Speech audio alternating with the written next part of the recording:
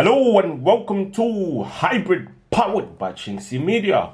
We're back again for every word from Mikel Arteta's post Newcastle presser. After seeing us beat Newcastle United 1-0 to move back to the top of the Premier League, Mikel Arteta was soon in front of the media for his post-match press conference. He was asked about the importance of the win, injuries, his emotions during the game, Ebere Eze's influence, and much more. Here's everything he had to say on getting the victory but suffering injuries. I'm really happy with the win. We talked about game one and how important that was. We probably should have finished it with a bigger margin in certain moments of the game. But when it's 1-0, it's always tough because they have quality, because they brought so many good players from the bench as well. When we don't finish the action, especially the open ones that we had, the margin is going to be smaller. But in relation to the two players, Havertz and Eze, there are muscular niggles. We don't think it's too much. We have to wait and see if they're going to be available for Wednesday. Well. It was good to get back to winning ways following a tough recent run of form, culminating in the Carabao Cup final defeat to Manchester City. But the main thing is, we won the game. Obviously, despite the public narrative and media narrative, the league is still in our hands. The main thing was to segment the season, compartmentalize the season into, say, a 5-game sprint. And as Arteta said, game one has a big tick. Roll on game two. On if he could take 4 games that emotionally draining. Yes, we're taking 50. How many have we played now? And we are where we are. I don't expect after 22 years of not winning a title that it's going to be a path of roses and beautiful music around it. It's going to be like this, and we are ready for it. Well. I mean, you could look at this both ways. You could say, oh yeah, but you haven't been in this position for 22 years, so, it's going to be difficult and it's going to be a struggle, but the main thing is we do it. Or you could look at it as we've been in a strong position all season. We should really win it. But the main thing is, in both situations, if you do, who cares? And if you don't, who cares? It's just about where you are after 38 games. Looking at it, glass half full, half empty, is irrelevant if at the end of 38 games, you ain't in pole position. And the main thing is, we end up in pole position, and I think we will. On every game in the Premier League being tough, it is. It's so hard to win in this league. We know that. That's why the amount of points in the team that we have now compared to other years is different. And the reason is that it's so competitive, so difficult to do it.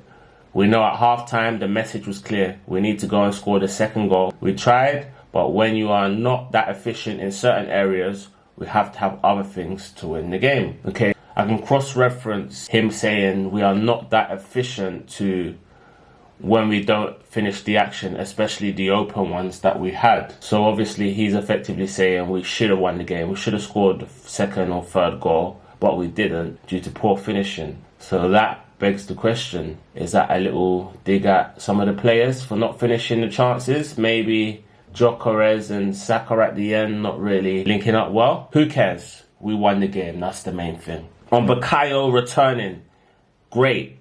I think he had a very good impact as well in the minutes that he's played. He's back.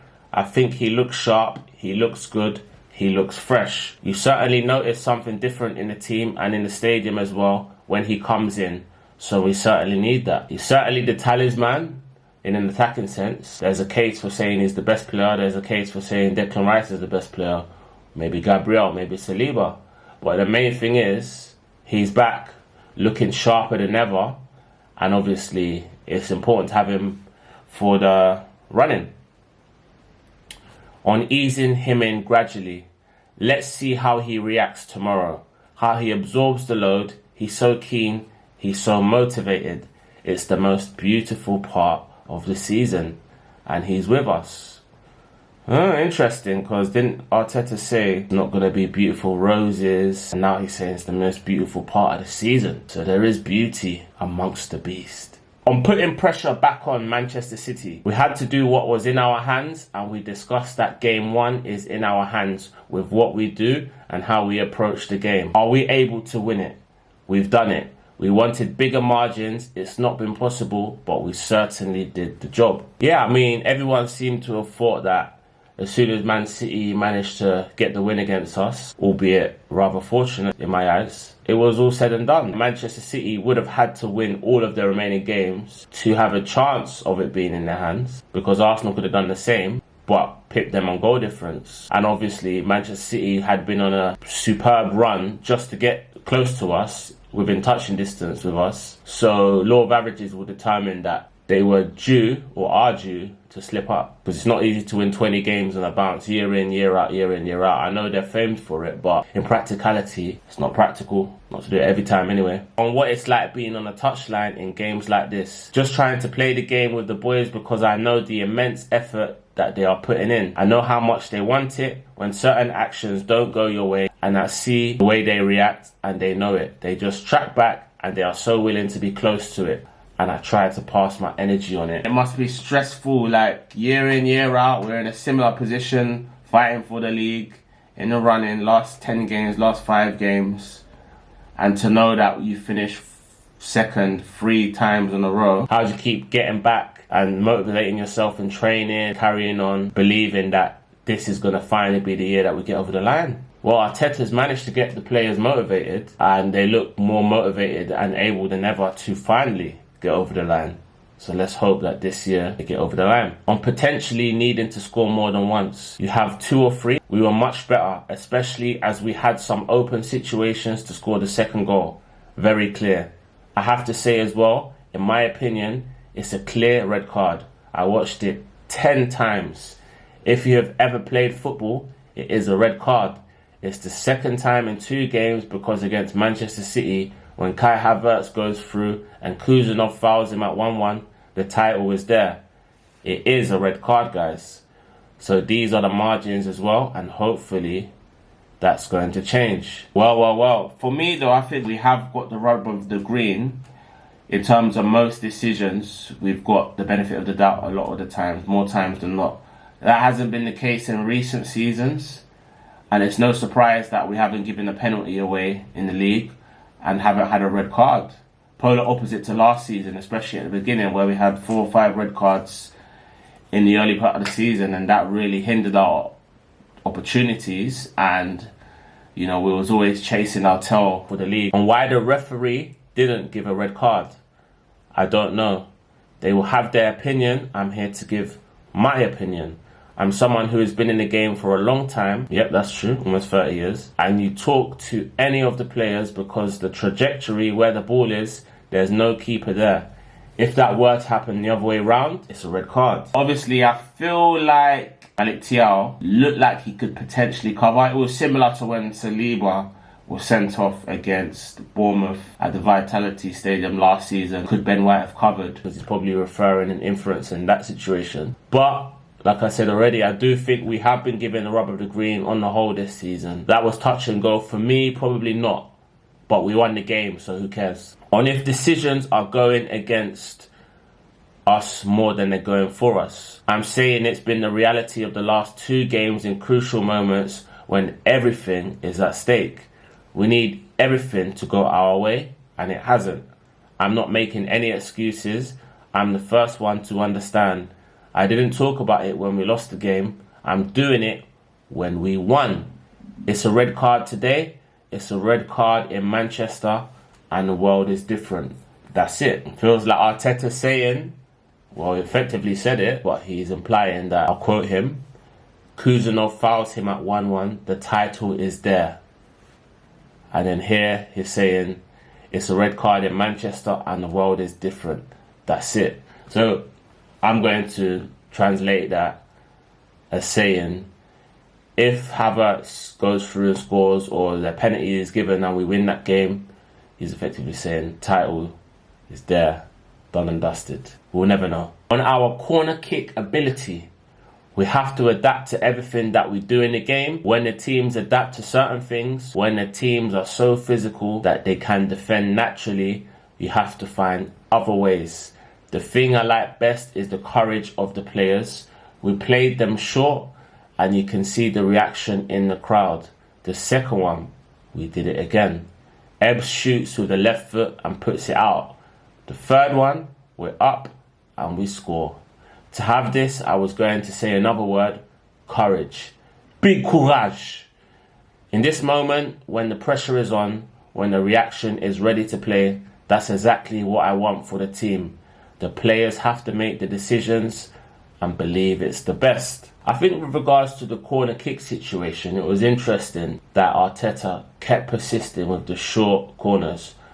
Obviously, it's not the first time we persisted with short corners. We definitely did it in the FA Cup game. I'm not sure if it was against Mansfield or Portsmouth, where Arteta's obviously looked at the setup of the opponent and said, okay, today we're going to perhaps mix it up or constantly play it short. So obviously Newcastle were clearly anticipating that we were going to use our normal corner kick routine. And even, obviously, I'm sure us and all the Arsenal fans were anticipating that. However, when we saw the first one or two go short and didn't obviously come to fruition, the fans started to get agitated. And it would have been interesting to find out if we were going to constantly persist with the short corners or we were going to mix it up. Especially if we didn't score that from the third attempt, which turned out to be the winning goal. As we all know, Eberechi Eze from outside the box is unrivaled, especially at the football club. So it was a good goal and it turned out to be the winning goal. On Eberechi Eze, Eze is a big player for us and he's in a really good moment. He produced an incredible moment to score the goal. Hopefully he's fit and can be with us on Wednesday. Yeah, as we all know, Eberechi Eze from March to May, usually clutch. And that's because that's when the season really kicks into gear. And there's really big games, big things to play for, trophies at stake. And he's really coming to the fore. He's obviously now used to the system and he's one of the first names on the team sheet. This is why we bought the player for games and moments like this. On Kai Havertz's injury and if he's spoken to him, no, I haven't. But he had a little niggle.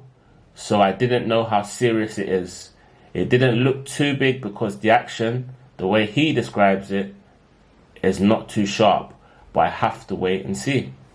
Interesting. He's had a lot of injuries, but before that, as the manager always says, Kai has never been injured. He was effectively an ever-present throughout his career. It was the first time for everything, and now you really can't say that anymore because now he's got a reputation as being injury-plagued. It's a shame, really, but hopefully he can return and have some important part to play, such a key part of the season. If Martin Zubimendi was unwell, Zubi was sick, and at half-time, he wasn't feeling good. He tried his very best. He played a really good game, and in the end, we had to take him off. Well, Martin Zubimendi's been struggling in recent games, recent months. I have said this, I do think something is going on off the pitch because the way the players are acting in and around him, his form has tailed off dramatically, whereas others has actually gone in an opposite direction. People like Eze, people like Gyökeres, people like Miles Lewis-Skelly have improved in recent games. So it's a shame, especially because I know for Spain, he will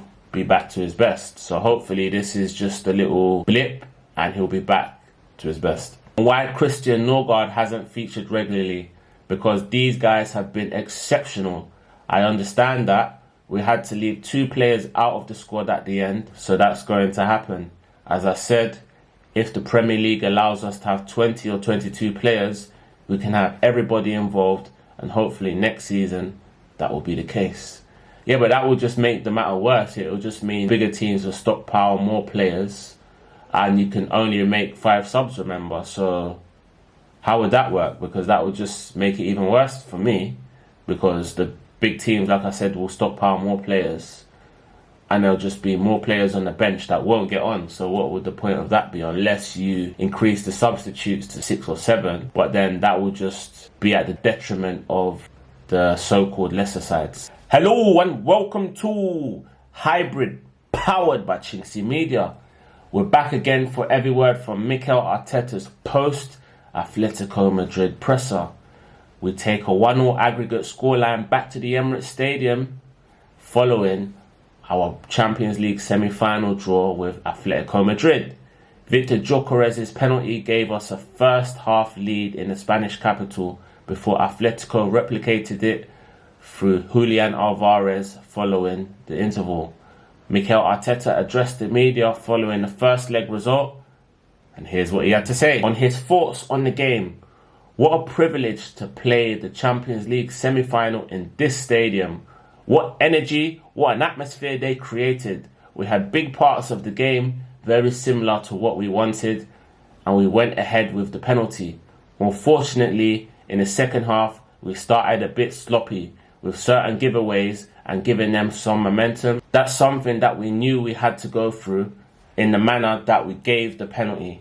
Very disappointed. In the Premier League, it's not a penalty. But here, I have to accept that with the rules and how consistent they've been, for example with Bayern Munich, I accept that this is a handball. What I'm incredibly fuming with is how the penalty on Ebbs gets overturned in the manner that it happened, when it's not a clear and obvious error. This changes the course of the game. At this level, I'm sorry, but this cannot happen. Firstly, I think, the atmosphere was amazing. I mean, a lot of tissue paper, a lot of tissue toilet roll. I don't know what that's insinuated. Perhaps it was going to insinuate it's going to be an insipid, turgid, shite game of football. But no, for me it was intriguing. It was not pulsating like the Bayern Munich PSG game, but it had its own energy, and I enjoyed the game. With regards to the, let's say, the 4 penalties that could have been, firstly, I think, judging by precedent and the previous night, if the previous night was a penalty, then on that metric, it was a penalty in this one with Ben White's handball. Obviously, in the English Premier League, that wouldn't be given. Regarding the Eberechi Eze one, clearly Diego Simeone and the crowd influenced the referee in overturning that. However, at first look at it, and having looked at it several times after, I don't think it was necessarily a penalty. But if you're going to give it, why did you overturn it? That's the question. And I do believe that the crowd and the Atletico manager influenced the referee in his decision to overturn it. On if he's had an explanation on the overturned penalty, the decision and then what happens for a period of time, the referee has to watch it 13 times. It's clearer than that. It's impossible. And we are all fuming about it. My question to Mikel is, how many times did you have to watch the referee watching a replay to ascertain that he watched it 13 times? Or how many times did you have to stop and rewind it? Must have been more than 13 times. On if the Atletico crowd and the bench had an impact on the decision, that has nothing to do with that. I'm sure they are very well aware of what the reaction is going to be. It's normal. That reaction, we need to apply the rules. The same thing that I'm saying, that they applied the rules on Ben White's penalty, that is difficult to accept. But it is a penalty with the handbook. And what they said at the beginning of the season, Ebbs is a clear and very obvious penalty. That's it. With regards to the crowd and obviously the manager, I think Mikel Arteta's trying his best not to step on Diego Simeone's toes, because they clearly have a good bond and a respect for each other. However, we all know that the crowd and the manager definitely influenced the referee's decision as he crumbled and overturned the decision. On if the VAR process needs looking at, I don't know. That's their job. They have a process. And whatever they do, they should believe it's the right thing. I have nothing to say. I'm just saying, I'm just judging the action and the manner that happens and the way it got overturned. I believe the crowd and the manager made the referee soil his pants and overturn that decision, because had Arsenal won due to that penalty, he would have got a lot of stick. Whereas given 2 penalties, 1 apiece, and it ended in a draw, all we have to worry about is Mikel Arteta getting frustrated in the press conference, and then life goes on. On if we will use the overturned penalty as fuel for next week, yes. But when you have fought so hard for 9 months to be in this position, that's another goal that changed completely the course of the tie, and it cannot happen. I'm sorry. We put so much on it, so much on it. This cannot happen. I do believe we was the better team in the game. However, Atletico Madrid did have a good stint at the start of the second half, but on the whole, we controlled and kind of neutralised them. We might not have done enough in attack, but I do believe we was the better side. And in terms of the result, you could argue Arsenal could have won or a draw as a fair result. For me, I'm not too displeased with a draw. And if we will make a complaint about the decision to UEFA, I don't know. I'll leave that to the club to decide what the best thing is to do. Now, they're not going to give us a penalty. That's gone, and that's it. Let's talk about football. Yeah, but the thing is, that decision or the penalties had a big bearing on the football match. But yeah, I think that game was probably a tale of 3 or 4 penalties that could have been given. We could have had 2, they had 1. Game ended 1-1, and that's that really. And if it was another big Victor Gyökeres display, I think he had a very strong first half, especially when we were more dominant. He created the goal and the penalty, and he was ice cool to score it in the manner that he did. The second half changed a little bit. Credit to them, but there are a lot of things that we need to do much better, and I think then we had to change. I think the game changed as well, and we ended up finishing on top. I agree, I think we probably started on top and ended on top, and there was a little middle period, as I said already, at the start of the second half, where obviously Diego Simeone got into them and said, right guys, come on, stick a foot in, let's go. It's a Champions League semi-final. However, after that, we rode the storm after the penalty and we ended on top.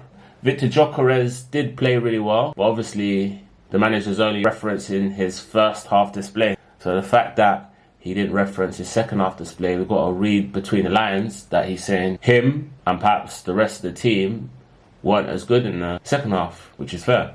On if the referee needs to be stronger in his decision to overturn the penalty. I'm not here to judge the process. It's their process. It's a decision that is clear. Okay, they stick to it because that's the rules. What does it mean coaching the players to accept that? When there is something different, when you play in the same part of the Champions League and change it, it cannot happen. Another question on the penalty. I think we spoke about that enough. On how pleased he is with the result. I'm very proud. I said it up to the boys. We've handled any kind of context for 9.5 months, which is remarkable. I really value what they've done because I've seen some of the best teams in the world fall apart here. We didn't get the result that we wanted. The way we planned the game, we wanted to win it. At least it's in our hands, in front of our people, to be in that final. And in a week's time, we're going to have the opportunity to do so. Okay, so Mikel Arteta ends the interview with a few shots at his former club, Barcelona, by saying he's seen some of the best teams in the world fall apart. He's not talking about Tottenham, is he? Real Madrid have lost, but obviously Barcelona lost 4-0 in the Spanish Cup semi-final at that stadium, and they also lost in the Champions League 2-0 there. So I think it's fair to say he's referencing Barcelona. It's a good thing that we don't have to play in this season because they'll probably pin that comment on the wall and be like, right, afuera us now. Hello and welcome to Hybrid powered by chinkseyMEDIA. We're back again for every word from Mikel Arteta's post-Fulham presser. After seeing us beat Fulham 3-0 to move 6 points clear at the top of the Premier League table, Mikel Arteta was soon in the Emirates Stadium press room answering questions from journalists in attendance. He spoke about Miles Lewis-Skelly's display, the freshness in the team, momentum, and Bukayo Saka being back to his best, among other topics. Here's everything he had to say. On the performance, I'm very happy with the team performance and the individual performances within that performance. We knew how difficult it was going to be, especially coming back from Madrid so late on Thursday afternoon, and the energy that we spent in that game. And understanding that you don't want to talk about it if you have a huge game in a few days here. But we talked about hunger and having the ability to focus and be so determined on what we had to do. We had some fresh legs from a few players. You could notice that big time because the individual performance increased and then the team flowed in a different way. The moment that we did that, I think we engaged the supporters, and when that happens, and you create the atmosphere that you saw at the Emirates, to make it very, very difficult for the opponent. Yeah, I think this was a return to something akin to earlier on in the season where we were playing not exactly swashbuckling football, but a lot better football than we have been playing since, let's say, January. Obviously, the main thing is the 3 points, but it was an added bonus to get clean sheet and 3 more goals to extend our goal difference over our rivals. So, more of this will mean we win the league, for sure. That's game 2 of 5, ticked off. On Lewis Skelly starting, he fully deserves it. I've been tough on him. He had a spectacular season last year when he jumped into the first team. He had some difficult moments after that, but he stayed very humble, very focused, very aligned with what we wanted to do, and I knew he was ready. He's been showing in training every day the opportunities that he had to play. He's done it, and today he really stepped up, and I thought he had an incredible performance. Yeah, I mean, this is the same Arteta that said in a previous press conference that he won't play in midfield for my team. So the question is, what has happened between then and now for you to change your mind? And it can only have been in training because, one, he hasn't played, let alone at left back, and two, he's never played in midfield prior to this game, although he was actually penciled in to start in midfield in an FA Cup game that we had. I think it was against Mansfield, but due to an injury, he had to obviously alter his plans. It's very telling now that Lewis Skelly has come into midfield at the expense of Mikel Marino, who's injured, Ethan Wanyeri, who's out on loan, and Zubimendi, who's obviously loss of form, has opened the door for Lewis Skelly. Just like last season, the door was open for him and he took it with both hands, and it looks like he's doing the same again. On the nature of the victory, it was a critical game because we know the importance of the win and the manner in which we've done it. The whole difference in the Premier League, and because this game was going to carry a lot of energy towards the next game, and it's certainly going to do that. Now we have one of the biggest games in the history of this stadium, for sure, on Tuesday in front of our own people, and we're going to try to make it happen. It was interesting that he didn't say one of the biggest games in the club's history, but he said the biggest games in the history of the Emirates Stadium. Slight difference, although I do think it's probably in the club's history. The reason he said one of the biggest games is because we were at this stage last season. We lost that game. So I make it the biggest game in the history of the Emirates Stadium because it's the second leg, which we know that a win would propel us into the final, and we have never got to a final courtesy of a second leg victory in the Champions League at the Emirates Stadium. The last one was at Highbury. So it's certainly the biggest game at the Emirates Stadium for sure. On whether he'll be watching the Man City match, what do you think? Yes, because I love football and it's so much at stake. I will be there. I don't think he means presently. I don't think he's going to go to the stadium. But yeah, I mean, even if he said no, we don't believe him. But who ain't going to be watching the Man City match is the question. On things starting to click for Gyökeres, he had a great performance. I think in Madrid, especially the first half, he was really good. Today, the minutes that he played as well, his contribution with the goals, in every attacking action he was involved, scored 2 great goals, position-wise, timing-wise as well. Something that we've been working on. It's going to give him a big boost of energy and confidence to the team as well. I think something's definitely clicked into gear, clicked into motion for Victor Gyökeres since after Christmas. He's been phenomenal, scoring goal after goal. He also helped his country, Sweden, into the World Cup. And long may it continue. Could have got a hat-trick, but yeah, I think it's been a very good first season for Gyökeres, and hopefully next season he can kick on. On Saka and Gyökeres forming a better partnership. Yes, they haven't played together much, unfortunately, because of the injuries that we have had. But there are relationships that I really enjoyed today. Not long ago, you could see that Saka and Gyökeres, there was some friction and tension between them, which is unfortunate because one of the players is our talisman and the other is the guy that we are hoping to propel us onto the next level with his goals. So it's essential that those two are in tandem. And what I think has happened in training or behind the scenes is that someone like Martin Odegaard, who's got a good rapport and relationship with both, has probably sat them down and said, right, we need you two guys on the same page. Saka, we need you to look for Gyökeres, and Gyökeres, we need you to understand what Saka's trying to do. And if both of you can put your egos to the side for the good of the team, then it's only for the good of the team. On Saka being back to his best, he certainly made a difference. He made 2 actions that decided the game, and we know what he's capable of. He's come back in the most important period of the season, and now he's fresh. His mind is fresh, his hunger is at the highest possible height, and I think he needed a performance like that to impact the team. So that's a big platform for Tuesday. Yeah, and rightly so. It's good to have Saka back to his best. I think he needed a mental and physical coming away from it. So when he is back and ready and raring to go for the running, he can just give us that extra bit of impetus to kind of get us over the line, as opposed to a few seasons ago where we've had to keep playing him and he's had no one that can come in that can do a half similar job to him. So that's the difference. Madueke and Dalman have probably held the fort while he was away, and now he's back. We've got an added extra bit of quality. On Lewis Skelly playing in midfield and why it's taken so long to play him there. Because probably I don't have a clue, and maybe I should have done it earlier. I don't know. But I have to do things when I believe that the player is ready, the team is ready, and the opponent is the right one to play with him in that position. We've done it today. It's the first time. It was a big risk because I knew it was going to happen. If it wasn't this great, we would have lost the game. How do you play a kid at this age in this scenario in a position that he hasn't played all season?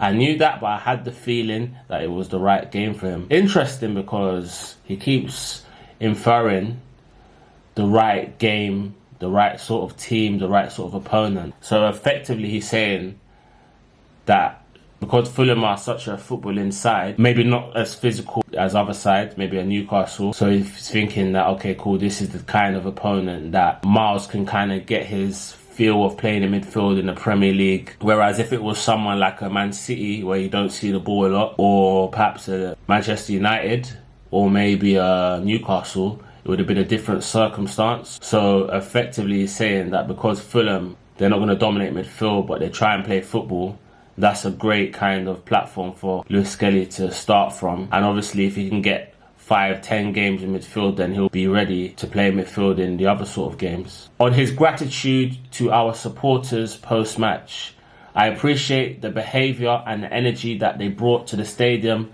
because it makes such a difference. When you feel that connection with them, we are much, much better. I know that it has come from us. It certainly came from us today. But we need to do it somehow, even when the team is not giving them probably the right reasons, because with that, it's very, very difficult for the opponent. Yeah, for sure. I mean, this season, more than most, we've had a very good home record where we've only lost 2 games, but we're probably disappointed to have lost 2 games against Manchester United and Bournemouth. Manchester United hadn't beaten us for years, and they hadn't beaten us for years away from home, so to lose to them is always disappointing. Whereas Bournemouth, they beat us at a similar point last season. That was a real disappointing game and result, but I guess it was a blip because now we've probably churned out our best result for a few months, since the Tottenham game perhaps, on it being possibly the best first half performance of the season. Probably, I don't know, I have to go through all the games, but it certainly was one of the best, and the words that you use, I certainly agree with them. There was a certain connection in the team that I had a feeling that it was going to provoke that.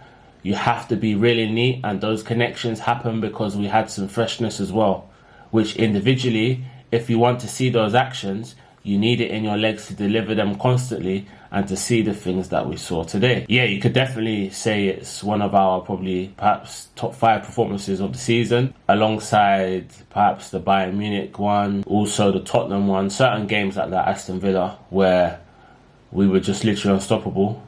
Atletico Madrid being another. So hopefully if we can add a few more of these and a few hard-fought wins, that will be enough to get over the line. On a result fueling our momentum in the title race. That's what we want.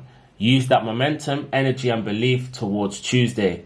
We're certainly going to need that. So when I look at the atmosphere in the dressing room, I think it's tracking in the right direction. I think winning fuels momentum. Winning well breeds confidence and momentum. So ideally you want to win well, especially in a situation where it might come down to goal difference. So if you're going to win, that's the first tick. Keeping a clean sheet, probably the second. And scoring as many goals as possible is the third. On Saka putting his Achilles issues behind him, I think the pain has gone, and that was obviously something that was restricting his capacity to deliver certain actions.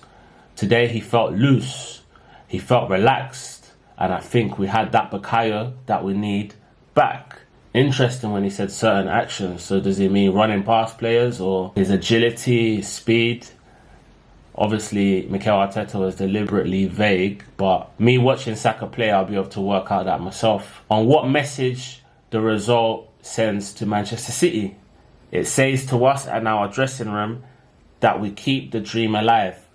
That what these guys have done, and not now, but throughout the season, to win that amount of games in the circumstances that we had to do it without so many players not available at times is remarkable. So it's great because I think it's going to help for Tuesday. Keeps referencing Tuesday. It's almost like the chorus of this whole press conference. He believes that this win is important for the game against Atletico Madrid, perhaps for confidence, and winning breeds confidence. 2 home games in close proximity. Hopefully we can get another result and win that game. On Per Mertesacker leaving at the end of the season, he's a legend of this club.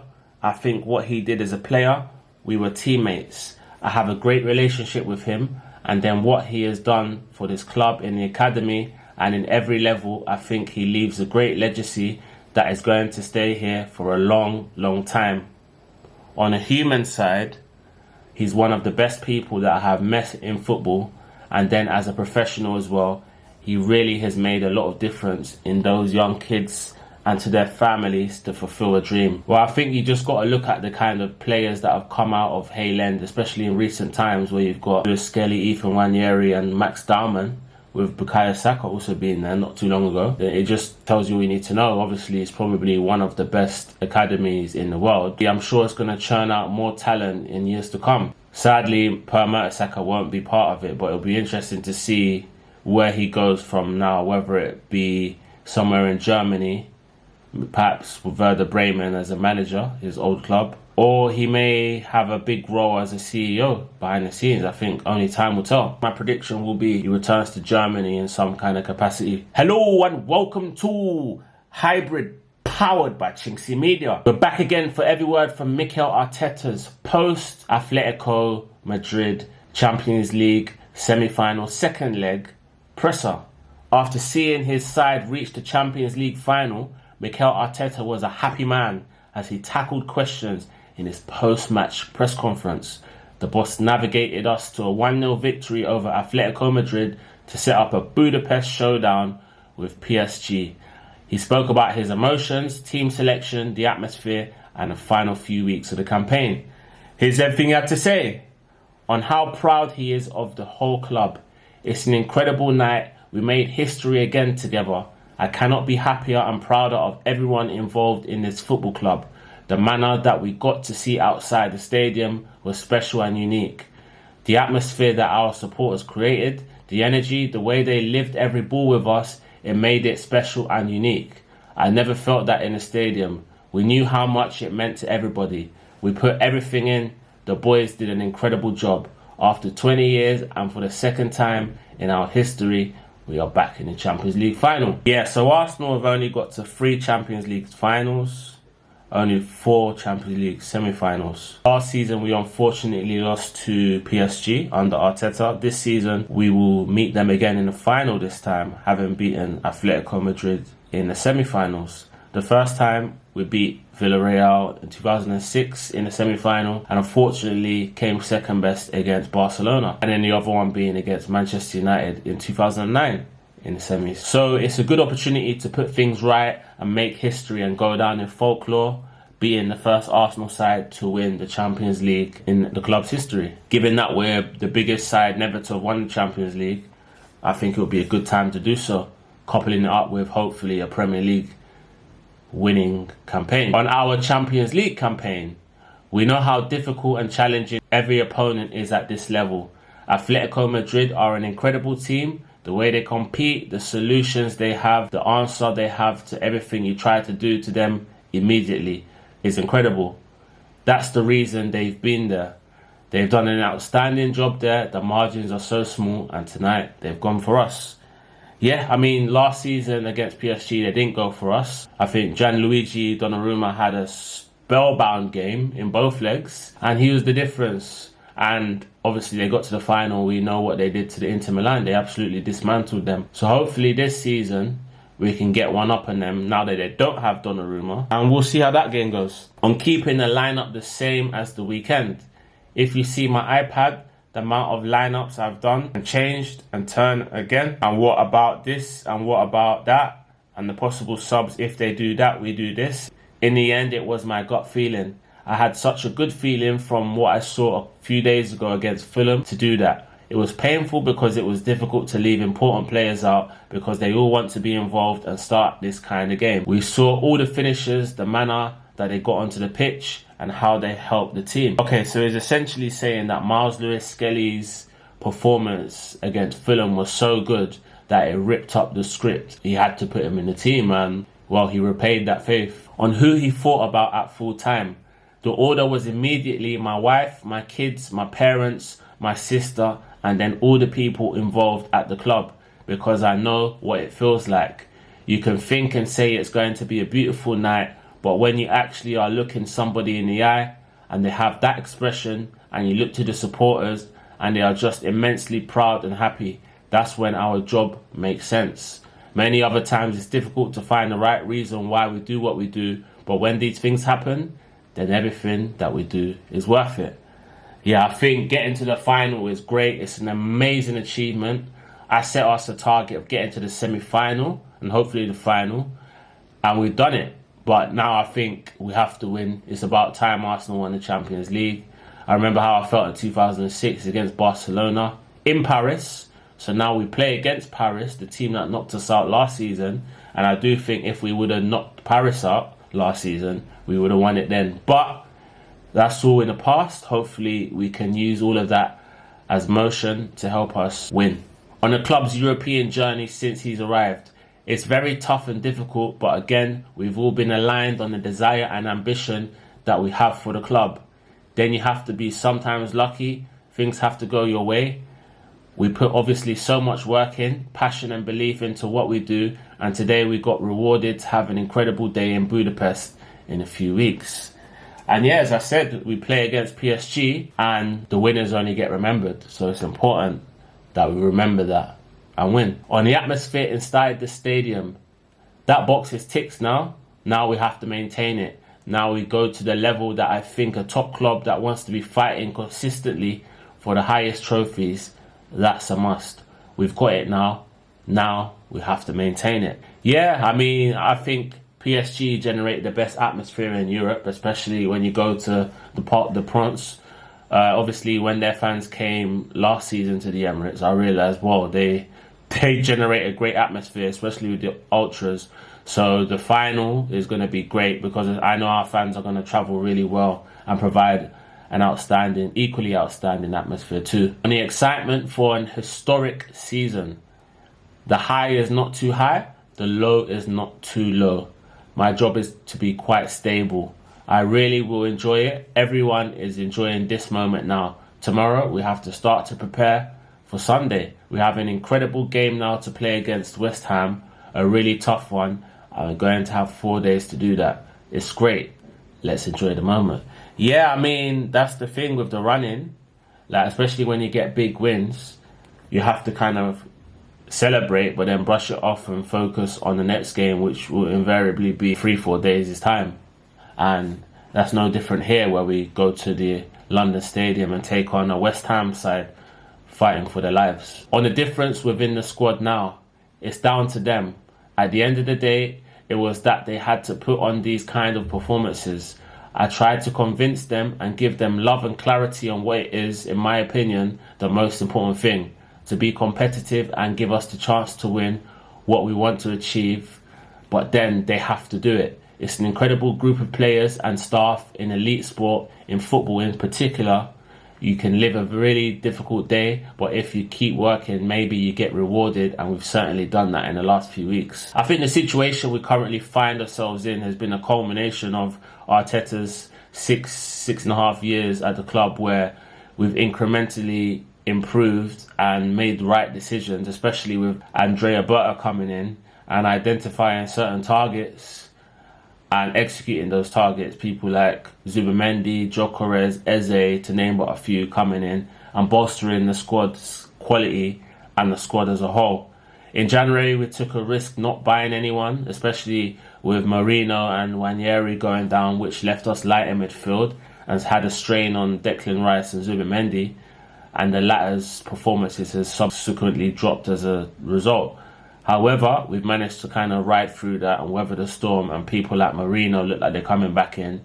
Miles Lewis-Skelly has shown that he can play in midfield. And we've kind of managed to stay afloat ahead of Man City up until this point, who obviously spent a lot of money in signing Antoine Semenyo and Mark Guehi, which has actually significantly improved their squad standing. So it's going to be a very good and interesting end to the season on having strong momentum. It's great. Everybody can feel a shift in energy and belief in everything. Let's use it in the right way, understanding the margins and the difficulty of what we are trying to achieve. It's huge, but we have the ability and the conviction to do that for sure. Yeah, I mean, if Arteta can win these last few games, this particular team will go down as one of the greatest in Arsenal's history.